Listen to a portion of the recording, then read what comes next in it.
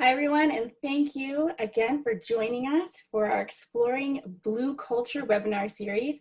Today, we are doing Voices from the Community, and we have our panelists with us here today, our Blue Courage Master Trainer, Michael Nila, our cultural anthropologists, we have Ken Price, we have Robert Adams, and our special guest today, we have Brother Lyle Muhammad joining us. Welcome, very grateful having you here. And I will now turn it over to Captain Jack Hart, also a master trainer with Blue Courage. Good afternoon, Becky. Good afternoon, everybody, and welcome. Happy Wednesday to you all. I so look forward to these, and I'm grateful that you guys showed up and continuing to show up to these webinars and to be present. For this one called Voices from the Community, the thought that a discussion with community would automatically mean someone outside of policing would be considered an affront, probably, to Sir Robert Peel, who in his 9 Principles of Policing in 1829 declared, "The police are the public, and the public are the police. The police being only members of the public who are paid to give full-time attention to duties which are incumbent on everyone." We're so fortunate today to be joined with a true community hero who believes that by focusing on youth development, crime prevention, and economic sustainability, that everyone, regardless of their past, current status, or station in life, deserve an opportunity to transform themselves, each other, and underserved communities. I mean, if that wasn't enough, he courageously and intentionally steps forward to bring police and community together, even though it is hard and filled with pain. May we all be inspired by Peel's words and this conversation to remind ourselves of these universal truths that we, in uniform or not, ignite our collective call to positive action. So let me introduce the panel very quickly. In his 50th year in policing, Police Commander Emeritus from Aurora, Illinois, and founder of Blue Courage, please welcome Michael Nila. An applied cultural anthropologist and senior engagement leader, consultant, and managing partner with Thomas Leland, please welcome Dr. Ken Price. A cultural anthropologist who specializes in diversity and inclusion, mindful leadership, organizational change, and strategic planning, please welcome Dr. Robert Adams Jr. And last but not least, our special guest today, who is an education and human development specialist for more than 20 years and with more than 35 years in youth services. He has founded and directed several national initiatives designed to produce transformation in youth and adult populations. He is a teacher, a trainer, a consultant, a motivational speaker who has appeared regularly on numerous television and radio programs giving guidance and solutions to chronic community problems that have plagued communities and underserved populations. He's also worked with the Miami-Dade Police Department to build community with the police. Please welcome Brother Lyle Muhammad. Brother Lyle, welcome. Honor and pleasure. Thank you. Thank you so much for taking the time and showing up. And so Michael, I know on our last webinar, we had this tremendous discussion last week for an hour, inventorying where we were as a webinar series and where we hope to go.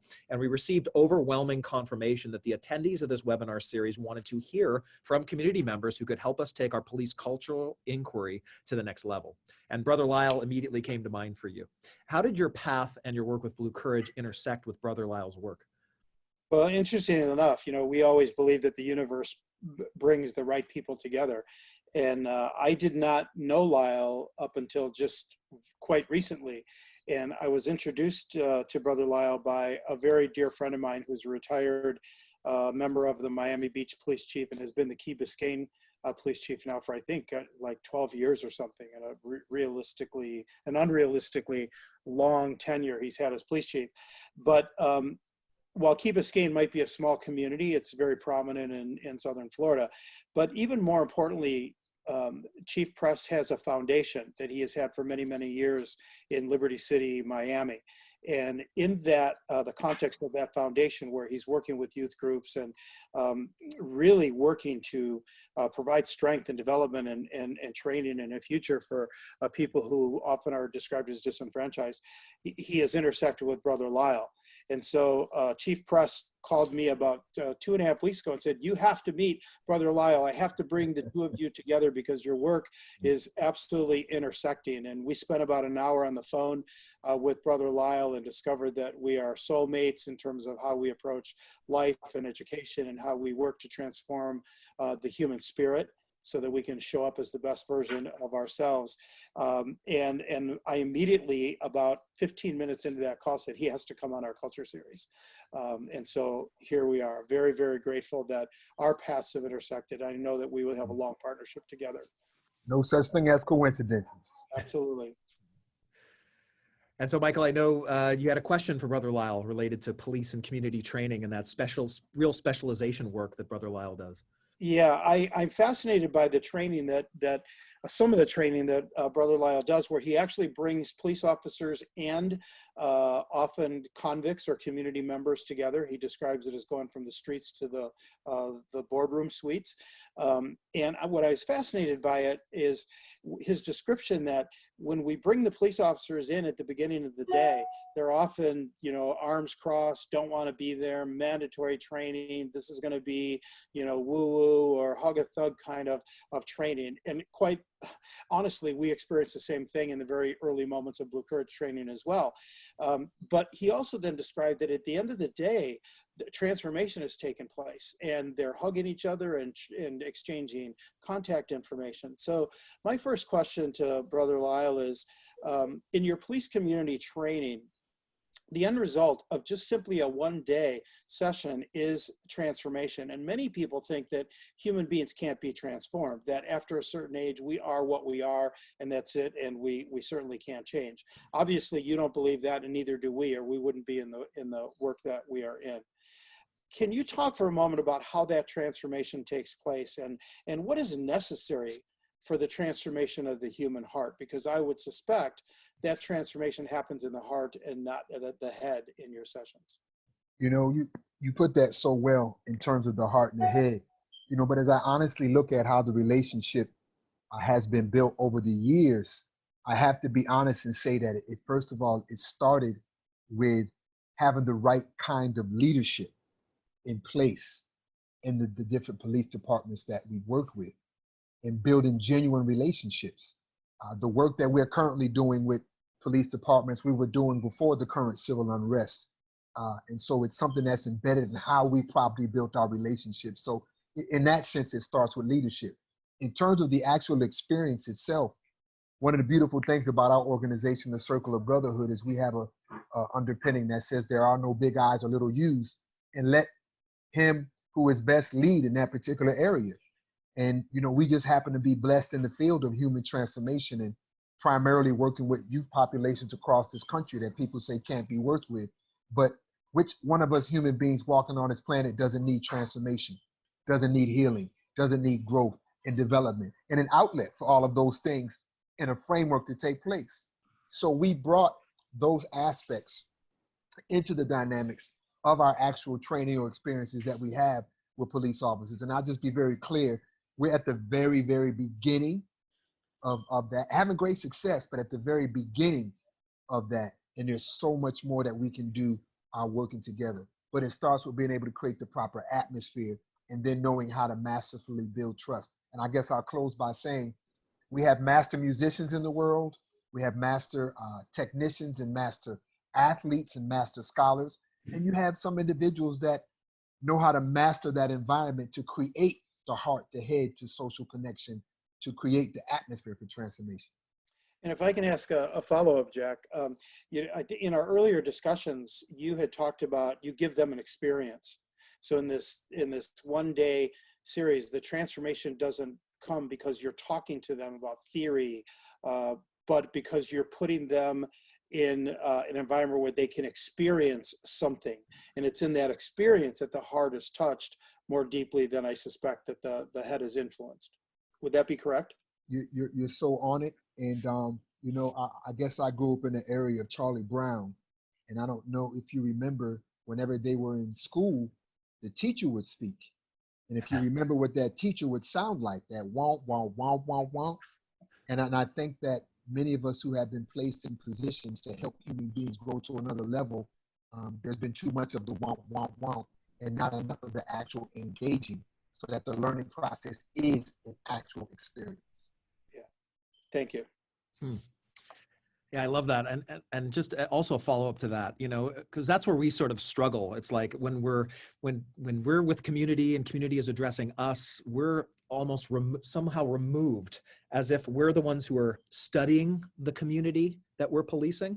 And I would suspect that it's oftentimes because we don't live within the community. And so instead of living our life with community, we're like one step removed and just kind of sort of studying it. How do you break down that barrier? I mean, how are you able to not only get people in the room, but to have these real discussions to really say, this is the lived experience that we have, and opening that heart, as Michael was saying? You know, one of the beautiful things about, you know, my personal journey in life is that I've had the opportunity to grow up in the worst of policing situations, and neighborhood and internal violence situations, and home and domestic situations, along with the whole cultural dynamic. And then coming through that as an individual, but being in this field, you can just say I might be a well-placed agent, so to speak, meaning that if we think that we can study something without valuing the experience of those who are actually living it, then we're not even understanding the value of what study is involved, because that's empirical information at its highest form. And having lived those things, it brings a certain level of credibility, but it also brings a certain level of openness. Because to be quite frank, anytime you talk about police and community relationships right now today, you might as well be talking about male-female relationships, which always turns into a debate, meaning that everybody is so offensively caught up into their own realm that the atmosphere hasn't been created to come to the table for us to learn and to grow. And it's surgical, but it can be done. Wow, and that certainly takes tremendous courage, I think, to do that, especially when things are so polarized. I know, Michael, even in the Blue Courage classes, I know we've had moments where we say, I don't know if this organization is ready for what we have to bring, and yet time will not wait. And so, Brother Lyle, that ability to show up and even in the hardest of conditions, I think is where the learning happens and the healing happens. And so thank you so much for sharing that. Robert, so much of your work as an anthropologist is about analyzing culture through asking questions. Does this discussion so far bring up any questions in you to help understand policing and community and the cultures that we are both in? Yeah, I think, welcome, Brother Lyle. The question that I have, after all these years of working on human development and transformation, and working in a community that has a lot of economic, social, and political challenges, and that has erupted into violence and a number of times. What do you feel is special about this moment? And what are the new opportunities for community and the department in your areas to work together to create new opportunities for change? Great question. You know, two things quickly come to mind. One, I think, was a book I read in grade school called "The Emperor Has No Clothes," and then there was the other, whether it was the Wizard of Oz or the Wiz, where you come to find out in the end, you know. And I just think that we're living in the time of an unveiling. You know, I'll be just perfectly honest with you. There's nothing that I've seen over these last few months, other than the pandemic from COVID-19 and what it's caused. I'll be the first to say that this is an anomaly in my lifetime, and everybody else I've talked to as well has said that too. But in terms of the civil unrest, in terms of the community and police relations, there's nothing that I've seen over these last few months that hasn't been a continuum. It's just now, it's an unveiling. But I think also timing that with what's going on with COVID-19 and even unveiling disparities there is bringing us together at a time, because to be quite honest, society is at a make it or break it point. Let's just be quite frank with it. And it's going to take courageous individuals who are willing to come outside of our own. You've seen so much lately where the politicians are politicizing the issues, and the activists are activism, and everybody's in their own separate silos, and nobody's thinking about the critical matter, which is human development. And my last point is, you know, when you see the violence that has erupted or been exposed, including the internal violence in our communities, we have to be very careful, because sometimes we think we're looking at a wound when, not to be vulgar, but we're only looking at the pus that's emanating from a wound that's been infected for years. And so all of a sudden now, because people have their eye on the pus, they're like, hey, wait a minute, what's going on here? But that wound needs some attention at its core. And there have always been practitioners in our communities that have the know-how to cause the transformation that our community needs, but always falling short on the resources. That's just a reality. Thanks, Brother Lyle. With all of your education and experience with community, is there a question you would like to ask our cultural anthropologist panelists that could help us to frame our understanding of the way community impacts police culture so that we can enhance policing like immediately? And I think you had mentioned you're interested in this violence discussion, and perhaps Right, what and the I anthropologists think might have it's to say. very, very excellent, important, that we have to have open discussion, particularly from individuals in your field of work that talk about the anatomy of violence from an anthropological lens. Because one of the things that when we look at violence in America, I know there's some threads that run across the gamut. And it's not studied a lot of times. And so we end up responding to symptoms rather than root causes. So I'd be definitely honored to hear some things about what do you all think about some of the systemic root causes of violence, be it internal community-based violence or community police violence. But I know there have to be some systemic things that are specific to American culture. Yeah. So that's been something I've worked on quite often, quite extensively, is working with grassroots groups as well as other social scientists that work on violence. And I would say that it's a mix of things. I mean, our American culture's embrace of guns. So there's a proliferation of guns in this country, for example, is one of the challenges that we have. But also I think that inequality and a lack of opportunity, that, as they say, idle hands are the devil's workshop. And so when people have a lot of time on their hands without much opportunity, they find something to do. When they have a lack of opportunity to earn wages and to be able to consume in a consumer society, they find ways to, let's say, tax their way to consumption in a certain way. And when we're most successful when we treat violence not as a specifically community issue, but or that it belongs to one community. But when we look at it belonging to a lack of structural inputs, and that we look at it, we take a public health approach, we're much more successful in de-escalating and sort of solving that violence problem. But too often, these communities where violence is at its height, those are just neglected communities overall.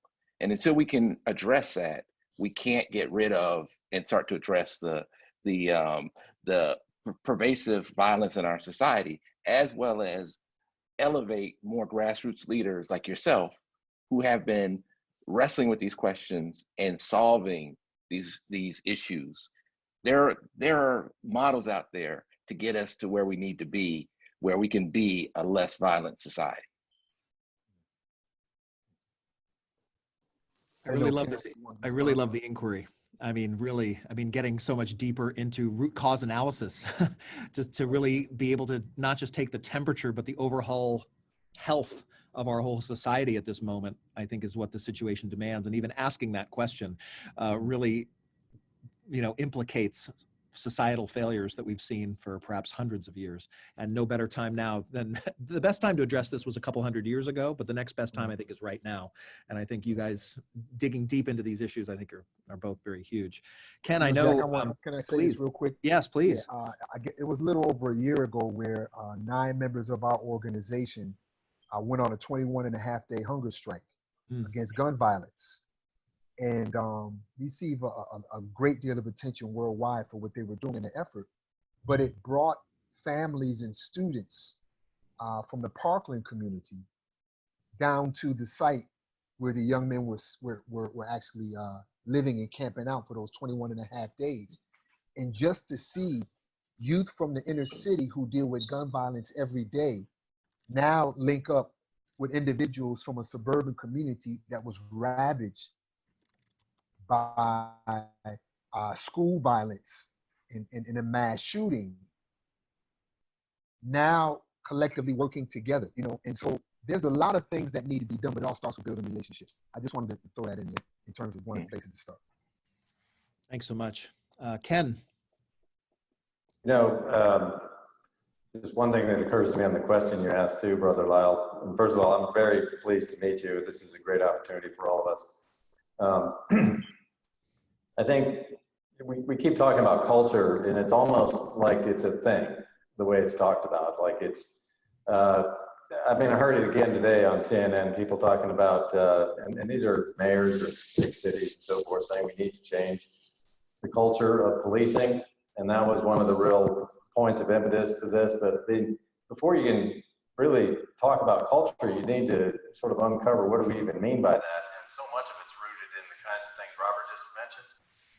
You've got to peel back the layers to get to that. And I mean, two key things that are going to be in there is going to be the history around people's choices and actions, and then the responses that came from that. And what develops from that are patterns of behavior. And that pattern, in our case, in the U.S., has developed to be very violent, unfortunately, in far too many cases. And so we have patterns of behavior that are really hard to change. I mean, they get deeply ingrained over generations. One of those is going to be around policing and communities, and particularly policing and disadvantaged communities. So, you know, that just is pain, and that becomes part of our culture too. It's a cultural pain. What has been your experience, Brother Lyle? Because that's exactly what you address from, you know, and I'm just amazed at how you do that. Two questions on that. What do you notice is the point where pain transitions to healing at the individual or group level? And then the second question on that is, how can we scale that when you've got 18,000 departments and many more communities? You know, all of us have suffered trauma in our life. Some of it identified and some of it not identified. And as we grow through stages of human development, first of all, as individuals, we're trained to cover up our trauma. We're trained to hide it. We're trained to keep it in. And then when you look at that in a social context of, to be quite honest, we live in a very sick society. And I think it was Eric Fromm who wrote about being sane in an insane society. And when you look at the practices that we ask our children not to do, but we so openly do those particular things, that we're really dealing with having to learn all over again just how to be human. And so a lot of our training, to be quite honest, it takes an individual back to their childhood, because there's a lot of things that have been embedded in us in our childhood that have become our thoughts, our patterns, and our behaviors, but also a lot that has been covered up. And if I'm numb to my own hurt and my own trauma and my own pain, I'm damn sure not going to give a damn about yours. And you can never have good relationships if a person's not willing to first take that look in the mirror, you know. But from a social sense, you know, everyone has to be involved with looking in the mirror and realizing not just what we know, but what we don't know, and tracing back to where we really hurt. And it opens us up to understand other people's pains.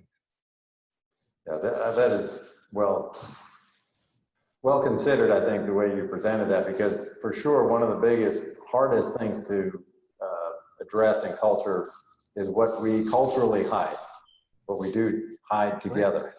And that's what you're talking about getting at, and it's transmitted at a, you know, before you're conscious at a very young age. How do you scale that? How do you scale that learning that takes place?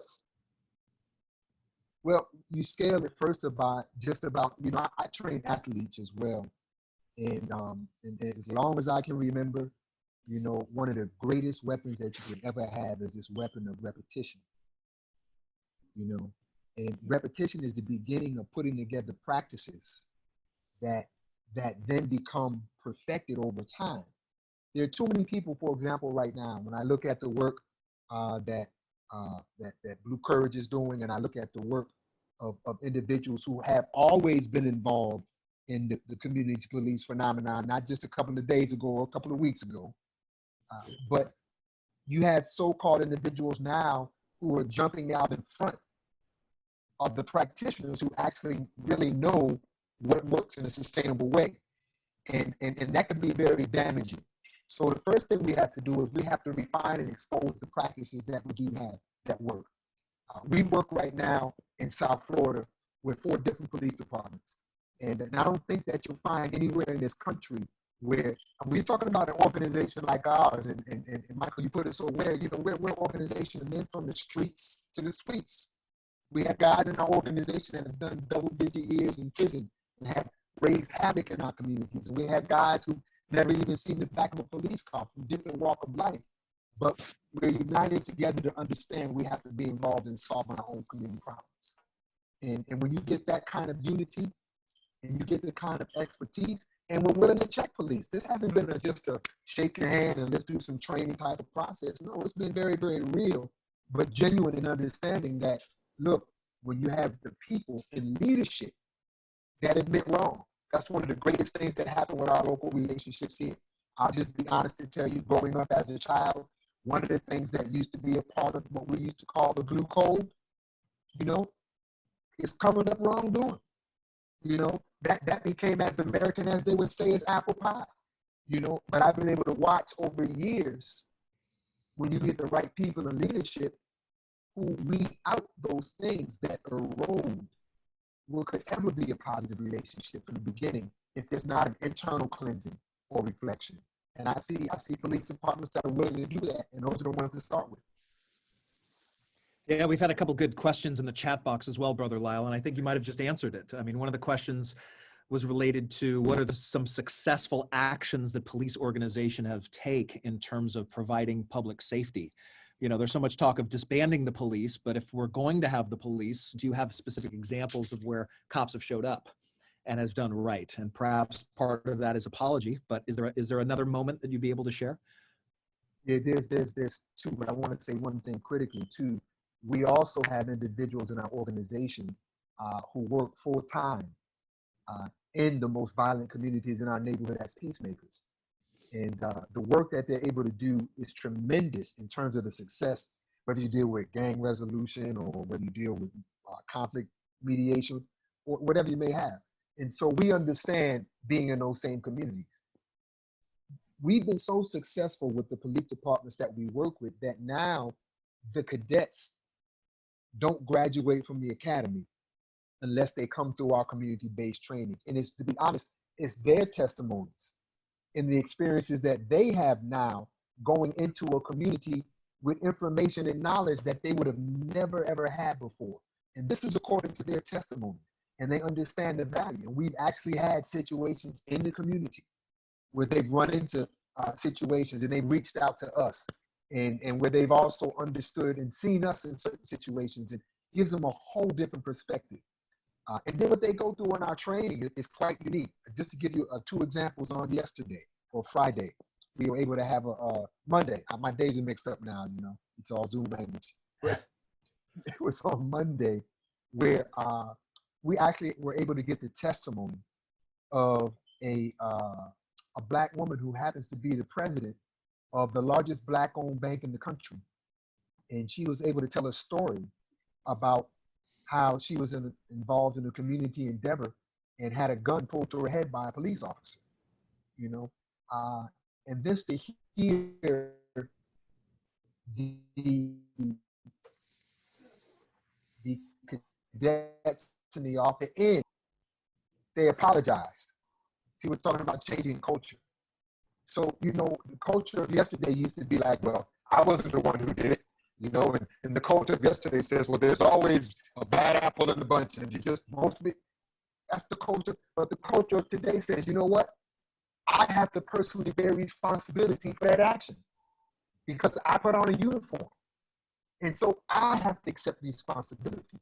And because we're getting to the officers at a younger stage, I've watched superior officers cry with tears in their eyes because they never had this kind of training or transformation experience in their careers, and they know it makes a difference. Wow, so great. And so many other questions are so much of the same, which is, you know, how do we keep this a dialogue? You know, how are we able to not be so polarized in the cancel culture of 2020 that you have to be 100% right or you're 100% wrong to be able to have that sort of vulnerability? And I think you bring it. And I think one of the things, I know we talked yesterday on the phone, we had talked about transitional age youth. And if I had said, we have Tay youth and police, immediately you would think that there would be a tremendous amount of conflict there. But if you actually peel the layers and peel the onion, you realize, and we talked about Nadine Burke-Harris's work on adverse childhood experiences and childhood stress and trauma and how much that is disproportionately impacting underserved communities. And yet in the cops, we either experienced probably that entire list, either in our own lives, which is certainly a reason I joined policing, was to right the wrongs of my own childhood, or we've experienced it by serving the community. So either way, I feel like we're as traumatized as the people that we're policing. And so I love how you're saying that, you know, empathy and understanding and bringing people in the room, once we get past that division, wow, don't we share a whole lot in common of pain and wanting to get to healing and growth? That's where the learning space is created. We've actually done a training before. For those who don't know, we work with what you might consider to be the most hardcore youth on the planet. But we find them to be the most beautiful human beings ever birthed. We've had situations before where we brought police and police cadets into training, and we didn't tell them that they were going to be doing the training with some of these same young people out in the community, and not letting them know, and to watch that cold ice melts away only because of being able to create the atmosphere for mutual respect. Respect is probably the most misused word on the planet. We use the word respect today that really says, you better fear me. You better fear me. But in actuality, respect requires a getting to know me. You look again and you see more that's there. And because we know how to build those relationships, then there's no big eyes or little U's. And when a police officer is able to realize in our environment that you're not the authority right now, you know, and then when that child realizes that you have the same opportunity to express yourself now as they do, and there's real listening that takes place, then you have relationships that are being properly built. Yeah, even my experience of working in some impoverished neighborhoods in San Francisco, I was always jealous of community members like you, because you would have such a tremendous relationship with people that I did not have, and yet you wouldn't have any of the resources that I had. And so one of the questions is, how do you feel about defunding the police? And I always think myself, the answer might be, if I need to be defunded to be able to empower people like you to continue to have the resources to go with your relationship, then perhaps sharing some of my resources will help give me the relationship that the police desperately need.